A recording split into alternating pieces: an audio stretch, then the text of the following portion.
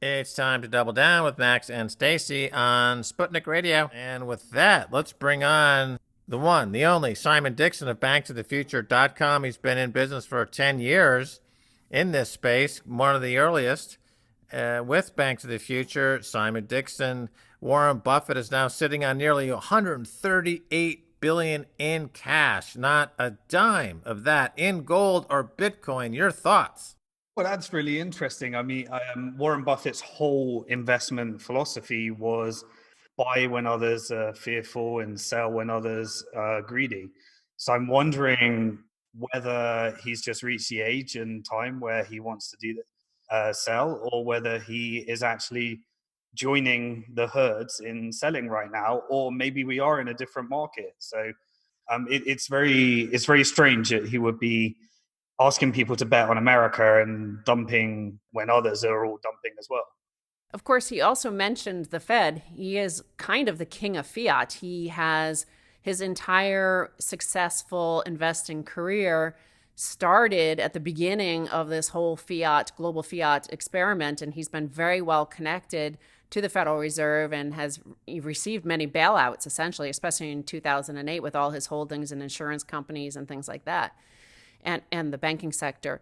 But, that world is coming to an end, as he kind of pointed out. He said we don't know what's going to happen with all this Fed money printing, but by the way, they didn't help me out this situation. This is why he dumped all his airline shares, is because the government stepped in, actually, rather than the Fed. The government stepped in and are demanding things like no share buybacks in exchange for this bailout, also demanding that they're not allowed to fire any workers until September. So we have that world of quantitative easing that has been, basically our world for the past 10, 15 years. And now we have a world of quantitative hardening. What do you think is going to happen in the next week once we have the Bitcoin halving? And explain to the audience, first of all, what a Bitcoin halving or halvening, I don't know how you pronounce it, but explain what it is and what this does to monetary policy in this day and age of trillions and trillions of dollars of free money printing. Sure, yeah. So I think I always called it halving, but for somehow halvening has entered my vocabulary. I don't quite know where it came from. But Bitcoin halving refers to the fact that the monetary policy for Bitcoin is set in stone by maths and code, and is audited by the largest supercomputer in the world of people verifying every single transaction. And so, therefore, the monetary policy of Bitcoin is next to impossible to change. And therefore, it's predetermined. And the way that it works is it started with 50 Bitcoins being gifted to those who verify all the transactions that perform the role of bank or central bank. That's given to them every 10 minutes, what's known as a block reward. And every 4 years, the number of Bitcoins given away every 10 minutes halves. So 4 years later, after its inception, it went to 25 Bitcoins every 10 minutes, then 12 and a half Bitcoins every 10 minutes. And in the week ahead, it's going to be going to 6.25 Bitcoins every 10 minutes, until eventually we hit all 21 million Bitcoins, and 18 million of them approximately have already been mined. So it's the fixed money supply. What I think is really interesting about this halving is that one could say that the all of the people that are already in Bitcoin knew that halving was coming, and therefore it's factored into the price right now. But what I think is really interesting is, in the era of ginormous quantitative easing on a scale bigger than what we've ever seen before for the last decade, pumping up stock markets, I think people are starting to educate themselves on and asking more questions, which I think brings people to Bitcoin that haven't been factored into the price yet, because the expected inflation is already factored into the price. But what happens when new people enter the market where it hasn't? So I don't expect, it's normally a non-event, the actual halving, but there's normally an increase leading up to it, then disappointment afterwards, and then that normally goes into a bull run several months later after the halving, as people start to realize. Right. And, adoption rates in Bitcoin are increasing all the time, particularly in countries like Argentina and all over Latin America, where banking situation is in dire straits. And going back to the 2008 period, the bail-in in Cyprus spurred an enormous adoption curve in Bitcoin. And it looks like the banking system is once again on the precipice of some major failures. Would this then be maybe even more of an inducement to get people into Bitcoin, Simon? Yeah, certainly. Bitcoin adoption is driven by three things, and new utility is always driven by three things. Firstly, people realizing that they need to own their own money. So when you have things like Cyprus bail-ins, people start to realize that their money at bank is at risk. It's also driven by people's desire to send money without censorship. So when people, like in Greece a while back, when they try to go to an ATM and they can't withdraw their cash, then they realize that there's censorship in money. If they try to contribute to someone in Zimbabwe that's experiencing really troubled times at the moment, some charity or something, and then they realize the country's sanctioned and they're not allowed to send it to there, Bitcoin becomes something that they start to realize they could use. And also what we talked about already, excessive money printing or quantitative easing leads to, an increase in the supply. And that's yet another use case. So the one that we're seeing right now that would be driving adoption is the whole understanding that we might be headed to deflation and hyperinflationary environment, and people looking at how they're going to position themselves based upon that. Certainly, Max and I have received a lot of feedback around the world as we see the situation in Lebanon with hyperinflation there and people being locked out of their bank accounts. We see this in Argentina as well. And Brazil is also having a massive inflationary situation there. Their currency has fallen hugely.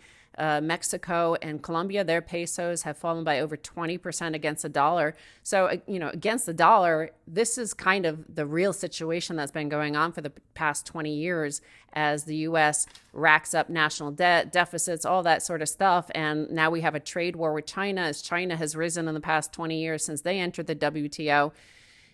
We're seeing now, and this is a topic I've seen you discuss largely, on your YouTube channel and on your Twitter account, you're seeing this notion of a sovereign cryptocurrency. Now, interestingly, Vladimir Putin of Russia in 2018, he did this interview, which has just seen the light of day for the English-speaking world. But he said there's no such thing as a sovereign cryptocurrency because they're borderless.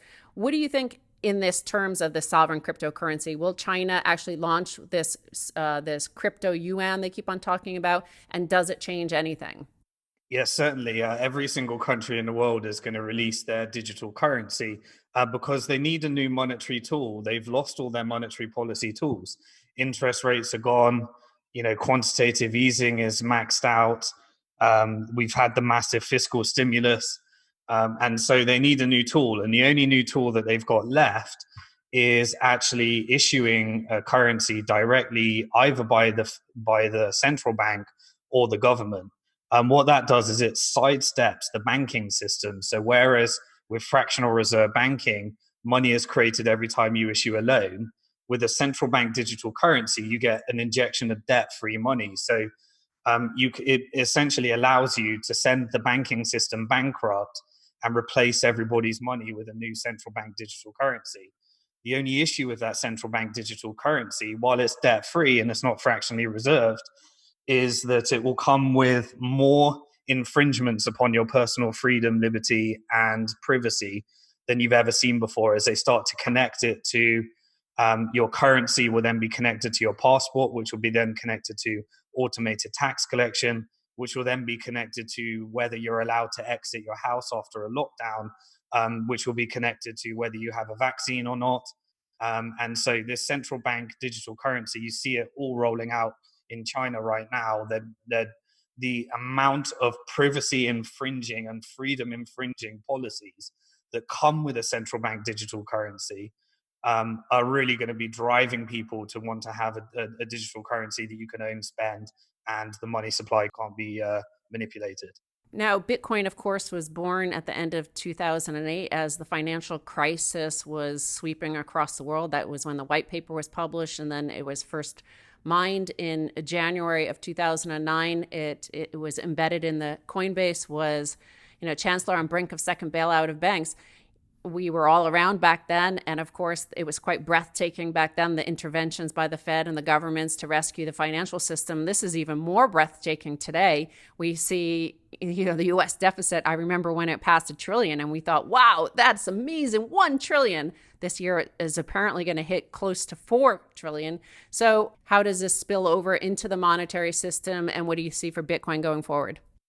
Yeah, well, governments have no choice but to chuck everything at the financial system. So the financial system should have been reformed in 2008, but instead, quantitative easing was used to prop up financial markets and save the system. Now we're at the end of a major debt cycle and bringing it all full circle. When you have people like Warren Buffett who have traditionally invested into markets like this, and gurus like Ray Dalio saying that we're end of a debt cycle, we're seeing that we are essentially at a new phase in monetary policy, which is, much like the post-war Bretton Woods negotiations. At the end of this, we're going to have to see some serious monetary reform, new negotiations, currency wars, and a grab for power.